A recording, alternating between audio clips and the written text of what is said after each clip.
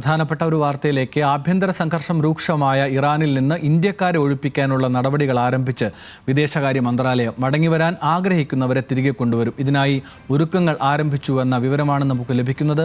മനു അഖില news ഡെസ്കിൽ നിന്ന് നമ്മളോടൊപ്പം ചേരുന്നു. മനു, ഏതെങ്കിലും പ്രത്യേക ഓപ്പറേഷൻ ഇതിനുവേണ്ടി ഇന്ത്യ നടത്തുന്നുണ്ടോ? പ്രത്യേക വിമാന സർവീസുകൾ നടത്തുന്നുണ്ടോ? എന്തൊക്കെ വിശദാംശങ്ങളാണ് ഏറ്റവും ഒടുവിൽ ലഭിക്കുന്നത്? ആനന്ദ്, ഇറാനിൽ യുദ്ധസമാനമായ സാഹചര്യം നിലനിൽക്കുന്ന പശ്ചാത്തലത്തിലാണ് ഈ കുടുങ്ങിക്കിടക്കുന്ന ഇന്ത്യൻ പൗരന്മാരെ തിരികെ കൊണ്ടുവരാനായി ഒരു അടിയന്തരമായ പദ്ധതി തയ്യാറാക്കുകയാണെന്ന് വിദേശകാര്യ മന്ത്രാലയം അറിയിച്ചിരിക്കുന്നത്. ആദ്യ ബാച്ച് ആളുകളെ നാളെ തന്നെ ഇന്ത്യയിലേക്ക് എത്തിക്കുമെന്നാണ് നമുക്കിപ്പോൾ ലഭിക്കുന്ന റിപ്പോർട്ടുകൾ. ഇതിന് ഔദ്യോഗിക സ്ഥിരീകരണമൊന്നും വന്നിട്ടില്ലെങ്കിൽ തന്നെ ടെഹ്റാനിൽ നിന്നും ഡൽഹിയിലേക്കുള്ള ആദ്യ വിമാനം നാളെ രാവിലെ പുറപ്പെടുമെന്നാണ് നമുക്കിപ്പോൾ ലഭിക്കുന്ന വിവരം.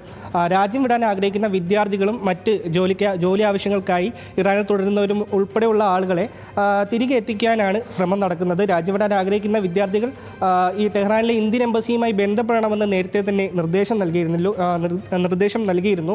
ഇറാനിലുള്ള എല്ലാ പൗരന്മാരും എംബസിയിൽ രജിസ്റ്റർ ചെയ്യണമെന്നും ഒരു നിർദ്ദേശം നേരത്തെ തന്നെ കൈമാറിയിരുന്നു. ലഭ്യമായ മാർഗ്ഗങ്ങളിലൂടെ പൗരന്മാർ പുറത്തു കടക്കാൻ സാധിക്കുമെങ്കിൽ ആ മാർഗവും ഉപയോഗിക്കണമെന്നും എംബസി നേരത്തെ നിർദ്ദേശം നൽകിയിരുന്നു. നമുക്കറിയാം, ഇൻ്റർനെറ്റ് കണക്ടിവിറ്റി ഇല്ലാത്ത സമയമാണ് ഇറാനിൽ. അതുകൊണ്ട് തന്നെ ടെലികമ്മ്യൂണിക്കേഷൻ രീതികളിൽ പോലും ഇപ്പോൾ വിശ്വസനീയമല്ല.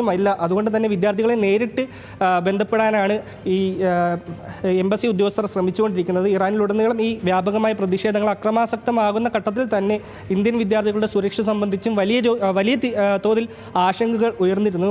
നമുക്കറിയാം, ഔദ്യോഗിക കണക്കുകൾ പ്രകാരം നോക്കുകയാണെന്നുണ്ടെങ്കിൽ വിദ്യാർത്ഥികൾ ഉൾപ്പെടെ 10,000-ത്തിലധികം ആളുകൾ ഇറാനിൽ താമസിക്കുന്നുണ്ട് എന്നാണ് നമുക്ക് ഔദ്യോഗികമായി ലഭ്യമാകുന്ന കണക്ക്. നിലവിലെ സാഹചര്യം കണക്കിലെടുത്ത് ഇന്ത്യൻ പൗരന്മാർ ഇറാനിലേക്ക് യാത്ര ചെയ്തിരുന്ന കഴിഞ്ഞ ദിവസം ഒരു അഡ്വൈസറിയും വിദേശകാര്യ മന്ത്രാലയം പുറത്തിറക്കിയിരുന്നു. നമുക്കറിയാം, നേരത്തെ ഇസ്രായേൽ ഇറാൻ സംഘർഷത്തിൽ ഓപ്പറേഷൻ സിന്ധുവിലൂടെയാണ് ഈ വിദ്യാർത്ഥികളെ ഉൾപ്പെടെ ഇറാനിൽ നിന്നും പുറത്തെത്തിച്ചത്. സമാനമായ രീതിയിലായിരിക്കും ഇത്തരത്തിലൊരു ഓപ്പറേഷൻ നടക്കുക എന്ന് മാത്രമാണ് നമുക്ക് മുന്നിലുള്ള വിവരം. താൽക്കാലികമായി അടച്ചിരുന്ന വ്യോമപാത നിലവിൽ തുറന്നിട്ടുണ്ട് ഇറാനിൽ.